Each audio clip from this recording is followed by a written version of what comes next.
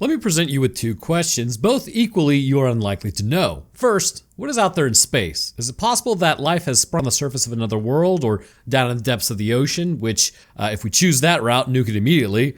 And to that end, the second question is, what about the backwoods of Alabama? What is out there? Now, being in the great state of Alabama myself, I can tell you I barely know what's out there in the foothills, but either way, it's a great question to ask for several reasons. There's this strange idea that just because you live somewhere, you must know everything about it and what's out there. In fact, on my second channel, Roanoke Tales, the main justification for someone explaining what they saw is that they live out there and surely they would know all of the animals that live near them. And yet, in many small towns across the planet, creatures have been claimed to be seen that defy what a person would typically expect to see from that area. So, is it endemic or is it from somewhere else? And even if it's from somewhere else, maybe even just a few hundred miles away or a few hundred M1 Abram tanks length away, you still may not have known about it. In the events of After Midnight, this idea gets tested. As a man has a girlfriend straight up just bail out and not answer her phone, a creature would start showing up every night to attack the front door, desperate to get in. As his fight would continue to ensue, the entire town would think he's completely lost it. But is this thing real or just a figment of his imagination brought on by stress? Let's discuss all that in today's episode covering After Midnight. But before moving on, I want to thank you guys for watching. I'm attempting to hit 1.25 million subs in 2025, so if you guys want to help towards that goal, that would be really cool of you. Also, without you guys, none of this would even be possible, so I do appreciate y'all's support. Check out Roanoke Tales channel for cryptids and true crime stuff. It's pretty much anything that I just find interesting. Also, check out Discord for movies, where we watch those that end up here. Links for both of those things in the description. We kick off our story with this being cranked up. Better than crank. There might have been advised not to finish that joke. Also, make sure to go support the original movie, then come back here for the breakdown of this thing. Pretty sure, at least according to the girly friend, Wade in the movie is a YouTuber with a podcast. I think it's the last podcast on the left, I believe. And from one YouTuber to another, definitely support this dude because YouTube algorithm just goes crazy style as per usual. So a woman walks through the tall grass unaware that there are raptors in there. Being eaten alive by bugs, as one does, she then calls out saying hello, walking through a grove alone as a radio has static with someone talking. Only in this late hour do I now realize that that's supposed to actually be a phone call, but it sounds nothing like what I thought it should have sounded. A man then comes out scaring her as he talks about cosmic background radiation on the radio. Apparently, science is beautiful and romantic. Yes, I am. That said, I've worked with scientists and have been a scientist myself, and it's really more like, why the hell isn't my colony growing? I already struck this thing out. How did it get contaminated? I really am tired of the lab smelling like the inside of a porta potty. What in the name of all that is holy are they incubating over there? At least that's the science, at least like in my experience. Anyhow, the house has allegedly been in the family for time immemorial. Her present is in the house. She goes in and finds a pad on the ground. Now, this is a crappy present. And it's also going over about as well as a wet fart on a first date. Man, I'll tell you what, I get like one joke in my head and that's pretty much all I got. He's trying to get frisky and she's really kind of feeling mid about it. Heading downtown, right before the good stuff kicks off, we flash forward to him firing a shot through the front door, which scared the holy crap out of me as good God my speakers were turned up to 11. Things have evidently changed quite a bit. Tends to happen in about 10 years in my experience. Looking concerned, he goes out with a force multiplier as he sees nothing. Jumping back in time, the woman asks if he brings all his girlfriends out there. The only answer to that is an obvious yes. She walked through the grove for him, so at least there's that. Busting out the Pinot Noir, it's from the great state of Georgia, which interestingly, it's known as the peach state, but it produces way more peanuts than anything. But the peanut state doesn't really have the same ring to it. Anyhow, so it's from my adopted home state, so you know it's good. Also adopted because technically I'm Florida man, but Hurricane Andrew caused my family to leave, which means I had to leave. Also, she called it Peanut Noir. Nice. So they just kind of keep awkwardly flirting as in it cuts to him, sick necklace bro. They then drink wine in a creepy Texas Chainsaw Massacre house as she finds a mixtape for another girl. She goes to play it as he freaks out, and this is sort of like grabbing your significant other's phone and then freaking out. Cannot be a good indicator. The next morning, the TV is in front of the door as Broham wakes up on the couch yawning. You may not like it, but this is what peak male performance looks like. Grabbing some coffee, he then spits it out. Okay, then, interesting mannerisms here, my man. Abby has left a note for him saying she's going to go out for a while, and on the front door, clearly something has been trying to claw its way in. Despite knowing something is out there, he left his cat out there, truly a terrible decision. You need to bring in the little felonious beasts when there's, cat-eating animals around. We now evidently go back to a flashback as he gifts her a black kitten, which, rip to Mrs. Kitty, liver disease, a complete clown, got her. She was a real one. I am going to miss that gal. So drinking more of the peanut wine, he then asks if she likes gifts that last 20 years, as she says, it's going to outlast our relationship. Hey, yeah, so that's something that if it's said by your significant other, you typically need to take that as a real threat that something is going on and maybe investigate a little further. All right, so jump scared like a mofo, we then flash forward as he fires another shot at a passing car. Brother, that is a fantastic way to get domed immediately. So evidently this is a small enough town, Barlow, Alabama to be exact, which I've seen it. It's a small enough town, but I'm 100% certain that even if I knew someone was in town, if they shot at my car, I just would not be vibing with that nonsense. So checking the mail, he then heads back inside, completely unworried about those people calling the cops. He then calls Abby once again as he tells her the mail is starting to pile up. You know, the 3 utility bills, and evidently she handled all the stuff concerning what was paid and what wasn't. Yeah, brother, time to probably put on those big boy pants and learn how to do it. He then tells her about the thing that comes up from the woods every night and then tells her to call him as evidently she hasn't answered in a while. All I'm saying is time to move on, brother. Though this whole thing is really just an excuse to call a former significant other, but you gotta figure out at a certain point, at least for yourself, what's done is done. So he double calls her, bold choice, as then he tells her, well, I think the monster ate your cat. The cops now arrive, Shane, which is Abby's brother, right on time as he asks the Shanester if he's seen what the creature's done to his door. Shane thinks it's just a black bear. He then shifts the topic and asks about what happened with the SUV earlier. He says he stopped by Jesse's and they haven't seen Hank in a while likewise. Shane then makes a point to bring up saying it's been a decade that they were dating and then she maybe just got tired of waiting around. So Hank is losing it evidently, not sure what's going to happen with that or why she would even want to come back to that hoss. Also, I need to make you aware this movie reveals very little about what we'll most definitely see later on. So I suppose just kind of enjoy the ride for now. Hopefully you are, concerning the sultry sounds of my voice.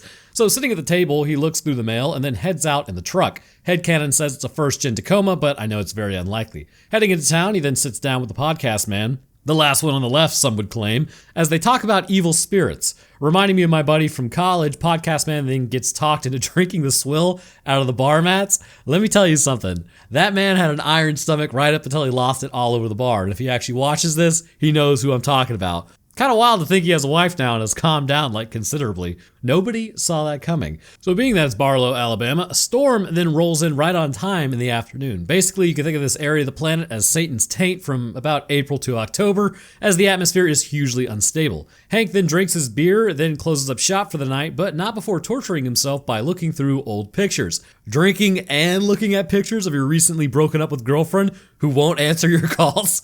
It's a hell of a combination, brother. That cannot be good for your mental health. As then we start with the feet in the hammock. Wow, this is definitely one of those scenes where the wife or girlfriend definitely doesn't survive whatever horrific event or accident's about to happen as the main character is then haunted by it for the rest of his days, unless he manages to overcome it. It's such a calming scene. I wonder if something loud is about to happen. Oh my God, and jumping Christ, I kid you not, they got me again. Waking up, the creature is outside the door as Hank then tries to capture a picture of it but goes full dad mode, taking pictures of everything else except for the creature and misses. He then runs around the outside to kind of square up on it. As he turns though, it then bolts into the darkness at an incredible speed so we never see it. Brother, I think you're maybe just losing grip on reality. Looking through the camera, he got a picture of his thumb, the side of the door, and nothing else, confirming he did indeed miss everything. Guess photography is just not your strong suit. So, heading back outside the next morning, the cat food is overturned as he sweeps that up and then heads back into another room where he sees all the wine that he needs to drink through. As he moves the buck's head, a ring case then falls out, so evidently he was attempting to marry Abby. Also, not a romantic place to put that thing. How was that going to play out? What was the segue? So we get more flashbacks to them banging an insane amount for 10 years together. Look, if you're still doing this after 10 years, hey, good on you. I mean, keep the flame alive, but this is like rabbits scenario. Also, they're already in their 30s.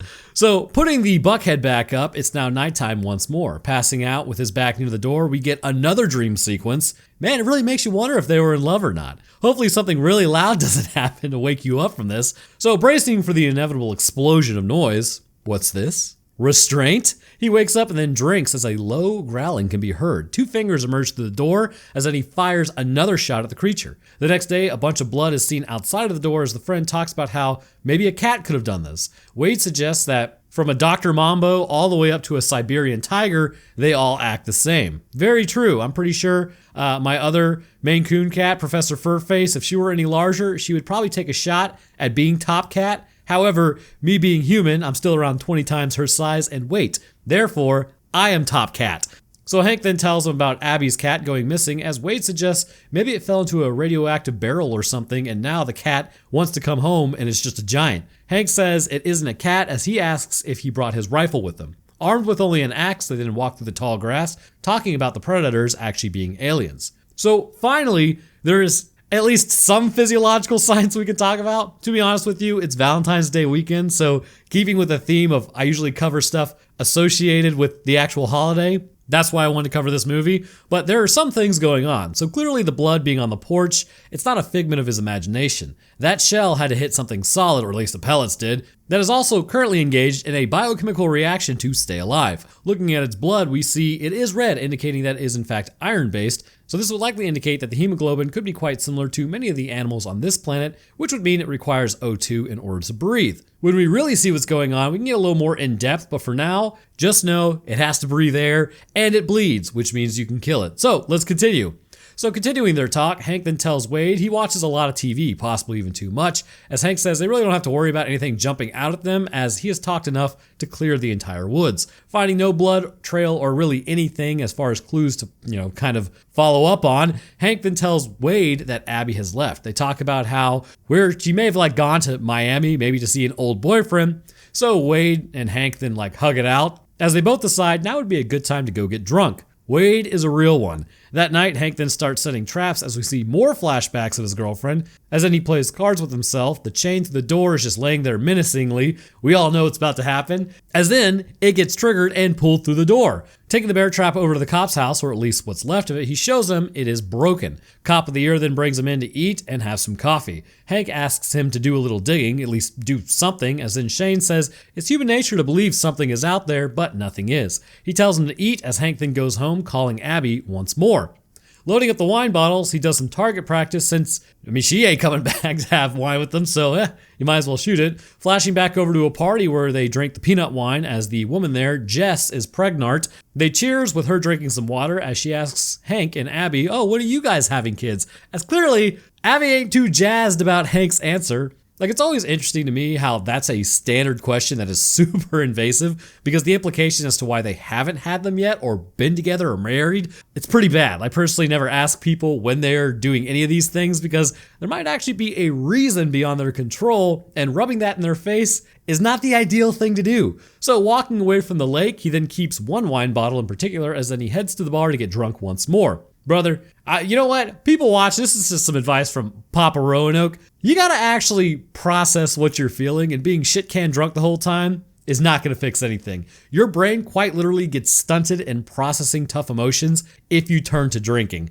which arguably is pretty easy to do, but having dealt with my own crap in life, I'd highly suggest just sort of toughing it out. And I know that's not exactly what you want to hear or what anybody wants to hear, because it's just toughing it out. That's not really, and by toughing it out, I mean go through it sober. You need to deal with your stuff. Go get a therapist if you feel you need to get one. Otherwise, all it does, if you're just drinking to get over it, is just hangs out with you in the background and it gets way worse.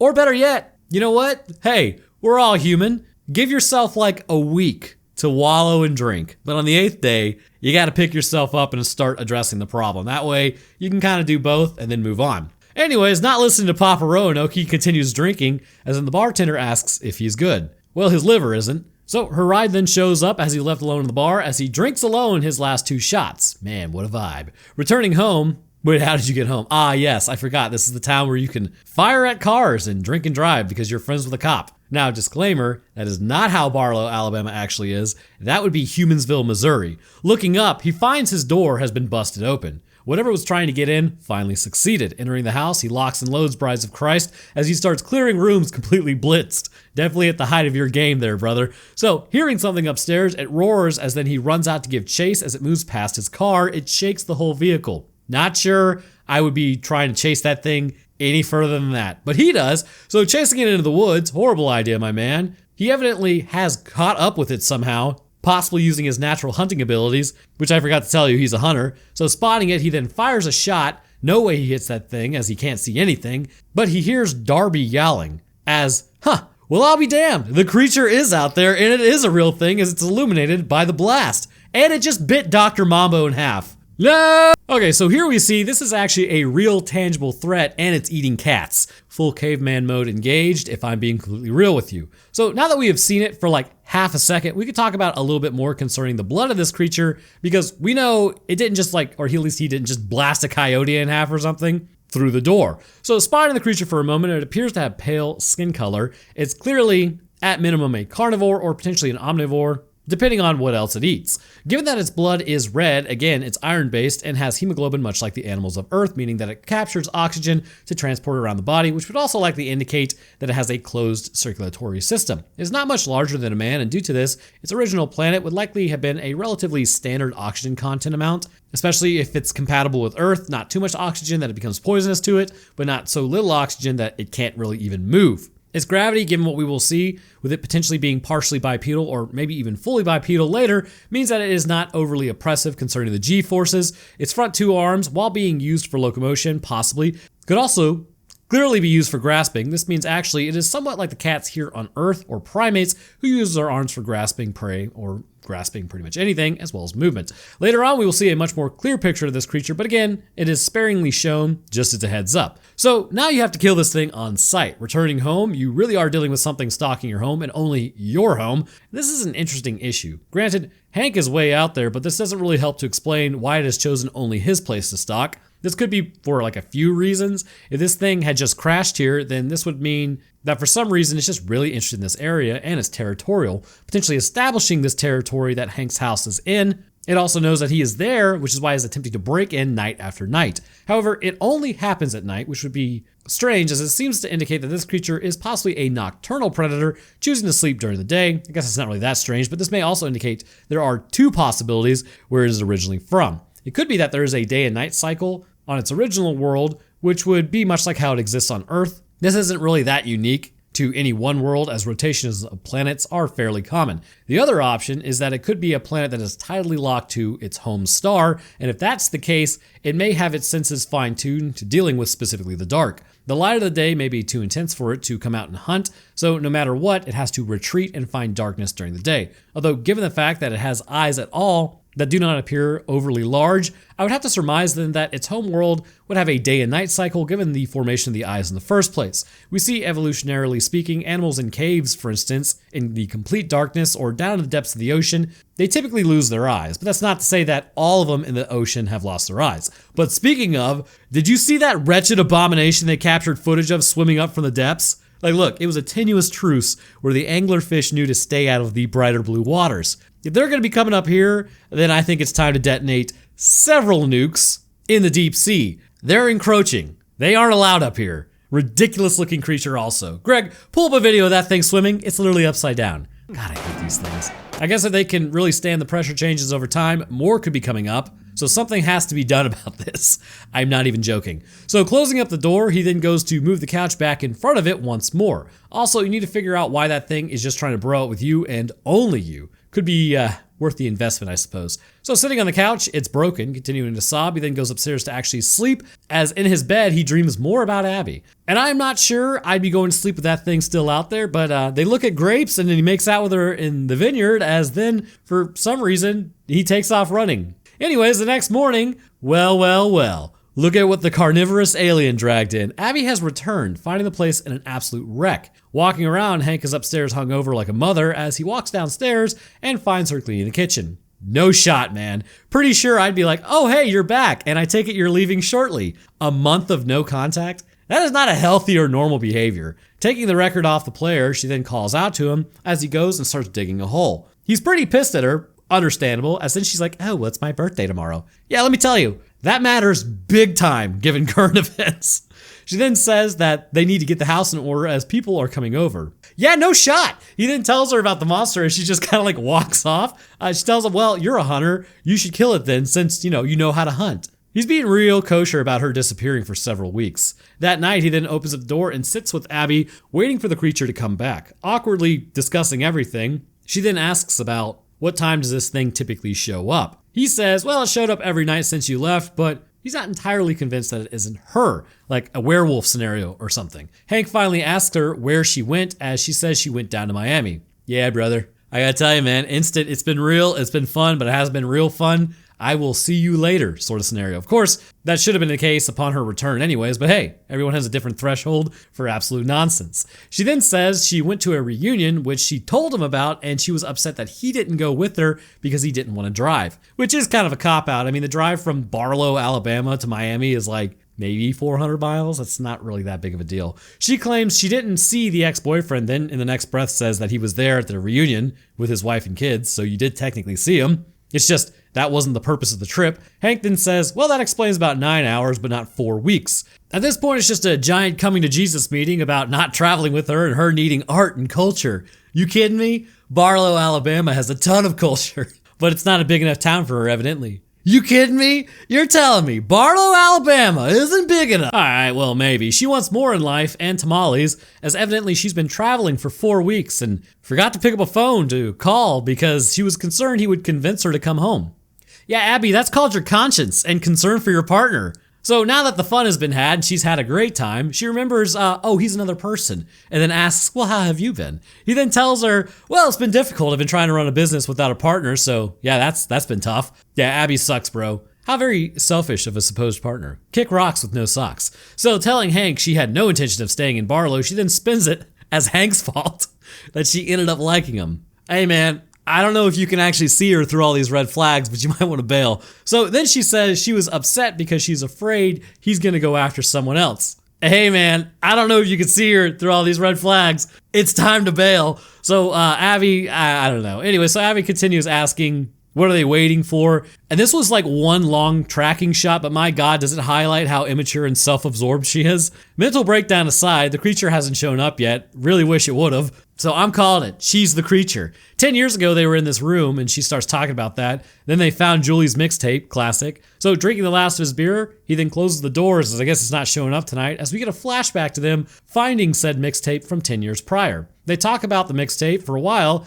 and if I don't see this creature in about 4 minutes, I'm going to die. So it is, oh, wait a minute. I can't say that. I'm going to let it stay, but sometimes YouTube freaks out and says, oh, we can't monetize your video. Are you planning on doing something? It's like, no, YouTube mod. I am not planning on doing anything. I am just balling out, which is pretty standard for me. So it is now officially Abby's birthday as we get to the House of the Rising Sun, which is an absolute classic, by the way. Shane then starts singing it, and then Wade starts singing next. Abby commences on some lame song as this party looks like it absolutely sucks. I'm not even gonna lie to you guys. Pouring wine for everyone, I don't even know if that's gonna save the party, as Abby has apparently made this wine. She calls it a Sauvignon Brown. She made the wine that is going to kill them all. This is like a Jim Jones situation, isn't it? Sniffing the wine and savoring it, they then make a joke about Jonestown. I beat you guys to it too late.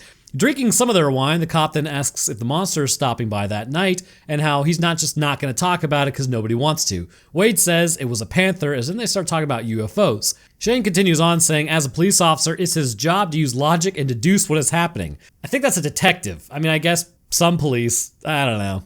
I'm not really trained classically as an officer, so I guess I really wouldn't know. So he tells Hank it's not supernatural, and on Hank has just been ranting and raving. So Shane is just going in on him, as Hank then tells him he's right about how he's been a jerk, but he says, maybe we should have been family by now, but you are wrong. You're a cop in a backwoods town who's a bachelor who doesn't know anything more than anyone else. He then turns on Abby, saying this town is a speck of dust in a galaxy, and nothing would want to go to Barlow. Hank then breaks off on a monologue, making this the most awkward party ever, as he says they need to move to Miami or Madrid or Moscow, anywhere but here. Hank then gets up and walks out, bringing in the karaoke into the room. He starts singing as he says this is for her and for Julie. Classic Hank. In the middle of his set, everyone then starts singing as well, and as the set continues, I thought this was going to be a joke at first. They literally sing the whole song. It's crazy. These are such long tracking shots, it's wild, I can't believe this. So continuing to sing all the way to the end, evidently it was super entrancing as the creature then jumps him and attacks out of nowhere.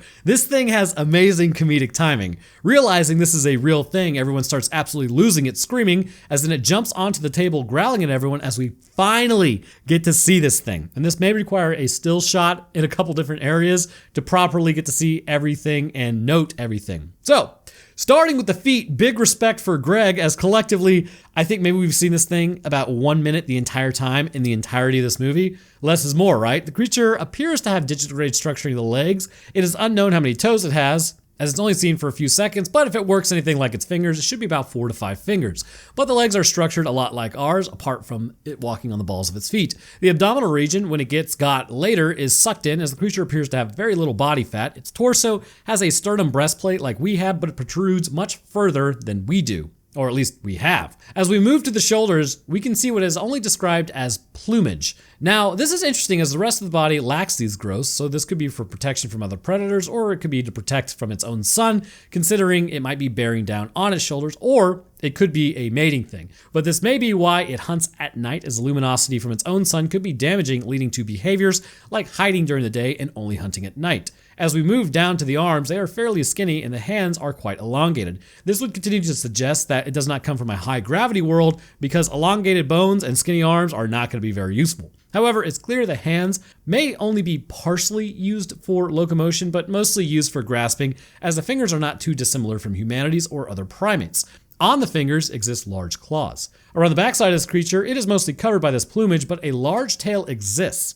At the end of this tail exists 2 bony protrusions. This tail can likely be used offensively as well as defensively, as it swings around and whips around in an enclosed area. If it were to land a hit, this could greatly injure a human or outright kill them, depending on where the location of the strike is. So as we move up to the head, we see this creature has an extremely large mouth. It is interesting because you can actually compare it to a cat, as the mouth opens up to about as wide as a cat's does. Like, have you ever seen a cat yawn? Its whole face basically becomes a mouth. The teeth are sharp and pointed, indicating that it is most definitely carnivorous, likely as a mainstay of its diet. The nose appears present somewhat, as it's a snout-like protrusion concerning the maxilla of the face, and it has 2 eyes creating binocular vision, much like humans, indicating it is in fact a predator. Now, take that with a grain of salt, because not all animals that have binocular vision are predators. Take the gorilla, for instance, but this one most definitely is. There is not any hair on its head to speak of, and instead it has a meaty growth where its ears should be, or at least where we would assume ears to be. And given its branching web-like appearance, I would have to say that these are actually feeling for vibrations in the air that are then interpreted by the brain as sound. So these are essentially ears. These protrusions exist all the way down to the jaw, and overall, this thing is absolutely hideous. Hank then runs after it, having been bitten on the shoulder, but not down for the count, as he squares up on it. Ripping off the deer's antlers, he begins stabbing it with everything he's got, as my boy is going in on this thing. And interestingly, the creature is quickly subdued, as it was never really ready to contend with man. I mean, what animal is? As then Hank is covered in blood, they watch as that alien is totally bodied on the floor, real caveman energy, and with the creature quite clearly vanquished, Abby approaches him and asks if he's okay. She then hands him the bottle, but my boy here is completely high on adrenaline. He then holds up the wine, and looking underneath it, this bottle had the ring on the bottom of it, as his plan was to propose over a month ago. As that ends, assumedly she says yes, and thus concludes after midnight. The creature appears to most definitely have not come from Earth, but the real question is, how did it get here in the first place? This animal does not appear to be sapient, just sentient, and obviously sapient is like us. We can think more abstractly. Technology, all of that stuff. Sentience is just you're basically aware in a more general sense. Sapience is sort of like you're aware. Anyway, so it attacks in a more predator-like pattern than something that is like thinking about what it is doing. Therefore, it is not likely that the technology it would need to even get here in the first place would be its own. It's also not likely that it would have hitched a ride on, say, like a piece of the planet's crust or an asteroid, as it was really easy to injure and then take out. It also requires oxygen to fuel its metabolism. So with all of these concerning durability, it's not really all that capable. So then how did it get here? This thing had to have been basically brought here by another species. Given that there is only one, however, this appears more accidental than intentional. Perhaps being kept as a trophy by another species or something else. Maybe it could have gotten loose from its container housing and then taken out whoever had control of it, and then it ended up in Barlow, Alabama, because nobody was, say, like piloting a ship. And then it came across the real predator, humanity. But anyhow, I want to hear what you guys think. Do you think this is a creature from Earth or somewhere else? Personally, definitely somewhere else. But with that, I want to thank you guys for watching. If you enjoyed, then leave me a like, would be great of you, as it helps get the video out there. And subscribing is also very baller of you. I'll drop my Twitter, Discord, Patreon, Roanoke Tales, and Games link in the description. Speaking of patrons, I'd like to thank mine real quick. First, I'd like to thank our astronauts, Army and Tristan Kessick. Thank you guys for your awesome support. Next, I'd like to thank our astrophysicist, Death Dancer, and Feather. Thank you guys as well. And to my scientists, Dakota23, Invictus Echo, Metric System, Official Texan, and oh lord, here we go. The victorious return of Chad the Enjoyer of Scientific Explanations of B-grade horror movies. I do appreciate y'all's support as well. And the rest of my patrons, thank you guys. It's never expected, but always appreciated. Keeps everything running smoothly, so you guys are awesome. All right, that's gonna do it for me. I hope everyone enjoyed, and be careful on Valentine's Day. You know what I'm talking about. November is a short 9 months away, my man and woman. Anyhow, thank you guys for watching, and I will see y'all in the next one.